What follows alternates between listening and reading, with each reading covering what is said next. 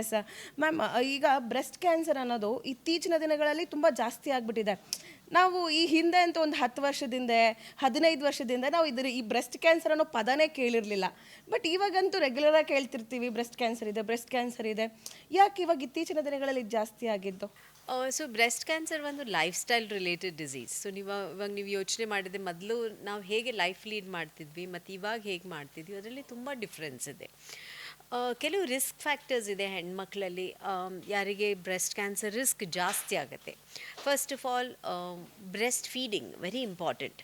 So ಒಂದು ಮಗುಗೆ breast feeding ಮಾಡಿದ್ರೆ ತಾಯಿಗೆ ಕೂಡ ಬ್ರೆಸ್ಟ್ ಕ್ಯಾನ್ಸರಿಂದ ಪ್ರೊಟೆಕ್ಷನ್ ಬರುತ್ತೆ. ಬಟ್ ಇತ್ತೀಚೆಗೆ ಅದೆಲ್ಲ ಕಡಿಮೆ ಆಗಿದೆ. So at least 1 year breast feeding ಮಾಡೋದು ಭಾಳ ಇಂಪಾರ್ಟೆಂಟ್ ಇದೆ. ಎರಡನೇದಾಗಿ, first child pregnancy after the age of 30 years ಆದರೆ ಅದು ಒಂದು ಹೈ ರಿಸ್ಕ್. ಇವಾಗ ನಾವು ನೋಡ್ತೀವಿ ಹೆಣ್ಮಕ್ಳು ಮದುವೆ ಆಗೋದೇ ಲೇಟ್ ಆಗ್ತಾರೆ. ಸೊ ಮಗು ಕೂಡ ಆಗೋದೇ ಲೇಟ್ ಆಗುತ್ತೆ. ಅವ್ರು ಕರಿಯರ್ ಪರ್ಸ್ಯೂ ಮಾಡ್ತಿರ್ತಾರೆ, ಓದ್ತಾ ಇರ್ತಾರೆ. So different reasons.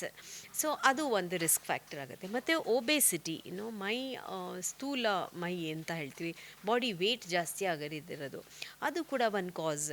ಮತ್ತು ಸ್ಮೋಕಿಂಗ್, ಆಲ್ಕೋಹಾಲ್ ಕನ್ಸಂಪ್ಷನ್, ಇದು ಕೂಡ ಹೆಣ್ಮಕ್ಳಲ್ಲೂ ಕೂಡ ರೇಸ್ ಆಗಿದೆ. ನೀವು ನೋಡಿದರೆ ಸ್ಮೋಕಿಂಗ್ ಕೂಡ ಇವಾಗ it's become very common in girls ಕೂಡ. ಸೊ ಅದು ಕೂಡ ಒಂದು ಇನ್ಕ್ರೀಸ್ ರಿಸ್ಕ್ ಫ್ಯಾಕ್ಟರ್. ಮತ್ತು ಒಂದು ಜೆನೆಟಿಕ್ ಫ್ಯಾಕ್ಟರ್ ಅಂತ ಹೇಳ್ತೀವಿ.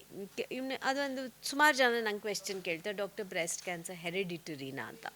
ಸೊ ಅಬೌಟ್ 5 to 10% ಮಾತ್ರ ಹೆರಿಡಿಟರಿ. ಇದನ್ನು ನಾನು ಯಾಕೆ ಹೇಳೋಕ್ಕೆ ಸ್ಪೆಸಿಫಿಕ್ಕಾಗಿ ಇಷ್ಟಪಡ್ತೀನಿ ಅಂದರೆ, ಯೂಶ್ವಲಿ ಹೆಣ್ಮಕ್ಳು ಬರೋದು ಲೇಟ್ ಮಾಡ್ತಾರೆ. ಕ್ಯಾನ್ಸರ್ ಅಂತ ಅಂದರೆ ಬ್ರೆಸ್ಟಲ್ಲಿ ಲಂಪ್ ಇದ್ರೇನು ಅವರು ಡಾಕ್ಟರ್ ಹತ್ರ ಬರೋದೇ ಡಿಲೇ ಮಾಡ್ತಾರೆ. ಅದು ಒನ್ ಆಫ್ ದ ರೀಸನ್ಸ್. ಯಾಕೆಂದರೆ ನಮ್ಮ ಮನೇಲೇನು ಯಾರಿಗೂ ಬ್ರೆಸ್ಟ್ ಕ್ಯಾನ್ಸರ್ ಇಲ್ಲ, ನನಗೆ ಅದು ಬರೋಕ್ಕೆ ಸಾಧ್ಯ ಇಲ್ಲ ಅಂತ ದೇ ಅಸ್ಯೂಮ್. ಸೊ ಆ ಥರ ಏನೂ ಇಲ್ಲ. Even if there is no family history, ಆ ಪರ್ಟಿಕ್ಯುಲರ್ ಲೇಡಿಗೆ ಬರೋ ರಿಸ್ಕ್ ಇದೆ. ಬಟ್ ಯಾರಿಗೆ ಫ್ಯಾಮಿಲಿ ಹಿಸ್ಟ್ರಿ ಇದೆಯೋ, ಅಂದರೆ ನಿಮ್ಮ ತಾಯಿ ಆಗಲಿ, ತಂದೆ ಕಡೆ ಆಗಲಿ, ಅಜ್ಜಿ, ದೊಡ್ಡಮ್ಮ, ಚಿಕ್ಕಮ್ಮ ಯಾರಿದ್ದಾರೋ ಅವ್ರಿಗೆ ಏನಾದರೂ ಫ್ಯಾಮಿಲಿ ಹಿಸ್ಟ್ರಿ ಇದ್ದರೆ ಅಂಥವ್ರಿಗೆ ಇವಾಗ ಒಂದು ಸಿಂಪಲ್ ಬ್ಲಡ್ ಟೆಸ್ಟ್ ಮೂಲಕ ನಾವು ಜೆನೆಟಿಕ್ ಟೆಸ್ಟಿಂಗ್ ಅಂತ ಹೇಳ್ತೀವಿ, ಅದನ್ನು ಮಾಡಿ ಈ ಫ್ಯಾಮಿಲಿಯಲ್ಲಿ ಅಂದರೆ ಫಮೀಲಿಯಲ್ಲಿ ಹೇಳ್ತೀವಿ, ವಂಶಪಾರಂಪರ್ಯಕ್ಕಾಗಿ ಅದೇನಾದರೂ ಬರೋ ಚಾನ್ಸಸ್ ಇದೆಯಾ ಅಂತ ನಾವು ಅದನ್ನು ಡಿಟೆಕ್ಟ್ ಮಾಡ್ಬೋದು.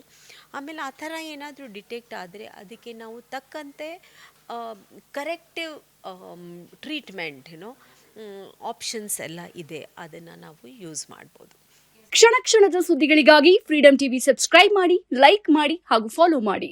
ಹೊಸ ಸುದ್ದಿಗಳ ನೋಟಿಫಿಕೇಶನ್ಗಾಗಿ ಬೆಲ್ ಐಕಾನ್ ಮೇಲೆ ಕ್ಲಿಕ್ ಮಾಡಿ.